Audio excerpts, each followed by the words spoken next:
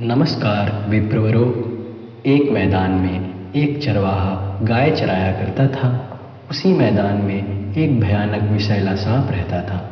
सभी उस सांप के भय से अत्यंत सावधान रहते थे। एक दिन एक ब्रह्मचारी उसी मैदान की मार्ग से आ रहा था।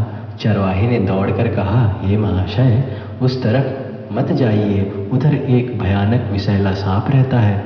ब्रह्मचारी ने कहा, बेटा, वह होने दो, मुझे उससे कोई भय नहीं है, मैं मंत्र जानता हूँ। यह बात कहकर ब्रह्मचारी उसी ओर चल दिया।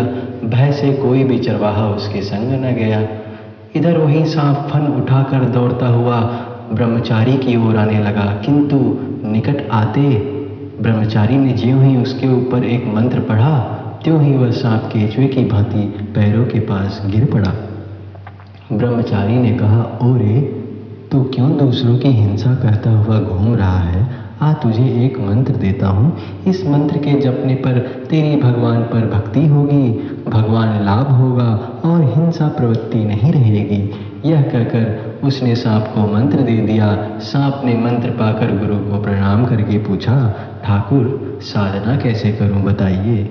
गुरु ने कहा, इसी मंत्र का जप कर और किसी की हिंसा ना कर। ब्रह्मचारी ने जाते समय कहा, मैं फिर वापस आऊँगा। एक दिन इसी प्रकार कुछ दिन चले गए। चरवाहे ने देखा कि सांप तो अब काटने नहीं आता, ढेला मारते हैं फिर भी क्रोध नहीं करता, केंचुए जैसा हो गया है। एक दिन एक चरवाहे ने उसके पास जाकर उसे पूंछ से पकड़कर धरती पर पटक पटक मारा। सांप के मुंह से रक्त निकलने लग गया। वह बेहोश हो गया, ना हिलता ना डुलता है। चरवाहे ने सोचा कि सांप तो अब मर गया। यही सोचकर वह सब लोग चले गए। बड़ी रात हो गए। सांप को जब होश आया, वह धीरे धीरे अति कष्ट से अपने बिल में चला गया। शरीर चूर चूर हो गया था, हिलने की शक्ति नहीं रही थी। कई दिनों पश्चात जब शरीर कंकाल सा हो गया, तब बाहर आकर वो आहार की चेष्टा से रात में चरने के लिए आया करता। भय से दिन में कभी नहीं आता, मंत्र लेने की अवधि से हिंसा नहीं करता था। धरती पर गिरे पत्ते, वृक्ष से गिरे फल खाकर प्राण रक्षा करता था। प्रायः 1 वर्ष बाद ब्रह्मचारी उसी मार्ग से फिर आया। आते ही सांप की खोज की। चरवाहे ने बताया, वह सांप तो मर गया है, किंतु ब्रह्मचारी को इस बात पर बिल्कुल विश्वास नहीं हुआ। वह जानता था जो मंत्र उसने दिया है उसका साधन हुए बिना देह त्याग नहीं हो सकता। खोजते खोजते उसी की ओर उसको दिए हुए नाम से पुकारने लगा। वह गुरुदेव की आवाज़ सुनकर बिल से बाहर आया और खूब भक्ति पूर्वक प्रणाम किया। ब्रह्मचारी ने पूछा, तू कैसा है?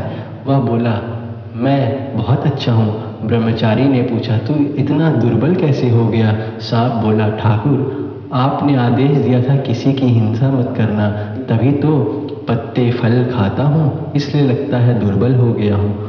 उसका सत्व गुण हो गया था, तभी किसी के ऊपर क्रोध नहीं करता था। वह भूल ही गया था कि चरवाहे ने उसे मार डालने के आयोजन किया था।